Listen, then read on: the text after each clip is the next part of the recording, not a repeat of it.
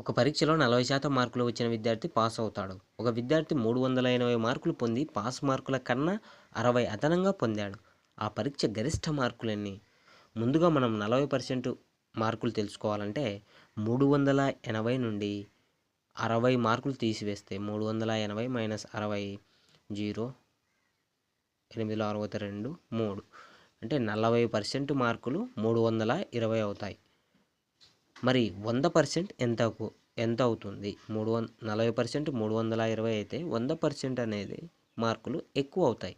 కాబట్టి ఎక్కువ బై తక్కువ ఇంటూ 320, 100/40 ఇంటూ 320, 0 0, 4 1లు 4 8లు, 100 ఇంటూ 8, 800 మార్కులు. అంటే ఆ పరీక్ష యొక్క గరిష్ట మార్కులు ఎన్ని అంటే 800 మార్కులు.